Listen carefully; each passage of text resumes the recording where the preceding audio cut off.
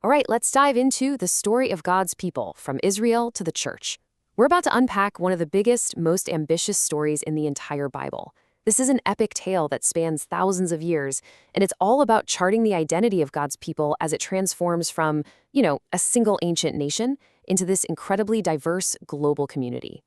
And that brings us right to the heart of the matter, a question people have wrestled with for centuries.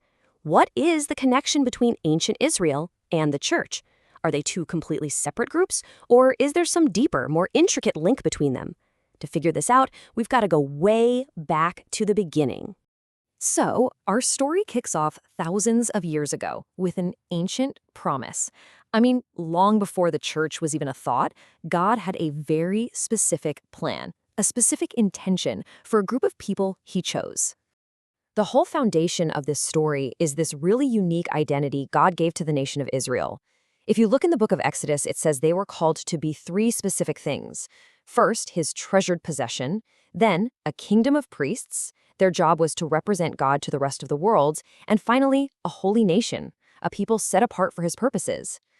That was their incredible mission, right? But the story takes a turn that might sound a little familiar.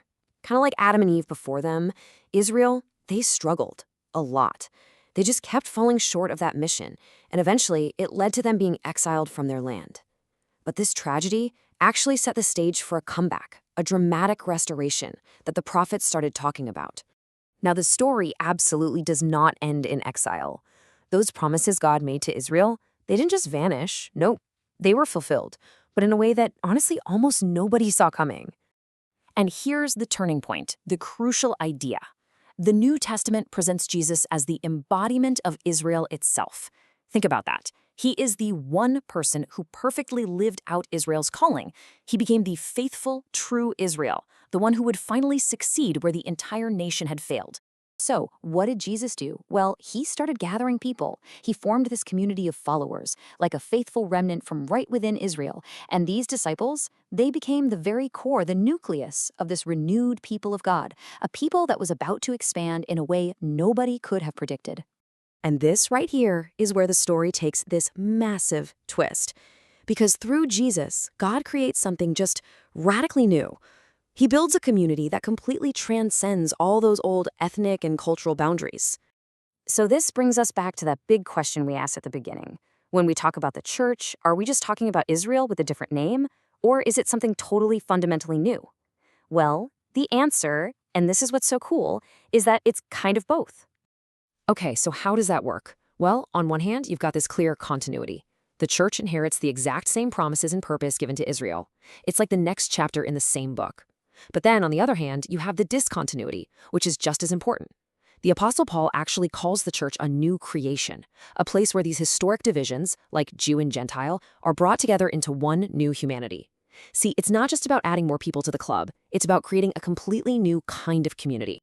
There's a theologian, Charles Scobie, who just nails this. He says the church is Israel, but, and this is the key part, it's renewed and reconstituted as the eschatological people of God. Now, eschatological is a big word, I know. It basically just means focused on God's ultimate endgame plan for all of humanity. So think of it this way. The church is Israel, but it's been renewed and expanded to include everyone, all nations, as part of God's final vision.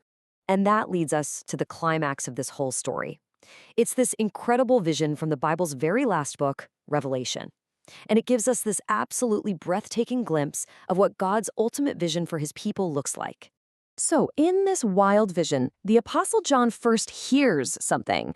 It's a number, specifically the number of God's people who have been sealed, for protection.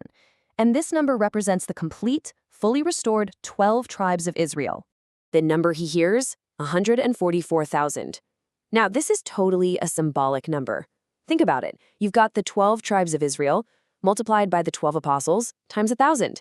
It's this perfect picture of completion, representing the total fulfillment of all of God's promises to the historic nation of Israel. But then, John turns to see. And this is where the surprise hits, because what he sees is so different from that neat, tidy, countable number he just heard. The reality is so much bigger, so much more diverse than he could have ever imagined. What does he see? A crowd. A crowd so enormous that it's literally impossible to count. And the people in it? They're from every nation, every tribe, every people, and every language on the entire planet. This, right here, is the ultimate fulfillment of that ancient promise to Abraham. One single cosmic family made up of all humanity. Wow, what a story, right? It stretches all the way from one ancient promise to this mind-blowing cosmic vision. But the big question is, what does this epic story mean for you and me today? Let's break down why this matters so much. Okay, let's land on 3 key takeaways. First, this whole story is a huge check on our modern individualism. God's plan was never about lone wolf faith. It's always been about creating a community, a people. Second, it's a massive motivation for global mission. I mean, if God is building this family from every nation, shouldn't we want to be part of that? And third, it brings a real sense of humility. The church doesn't exist because it's so great. It exists purely because of God's grace and his plan. So we'll leave it with this question, something to really chew on. If this whole new humanity thing is real, if we're really part of a family where our deepest, ugliest divisions are supposed to be healed, how does that change the way we see each other? How does that change the way we see the world?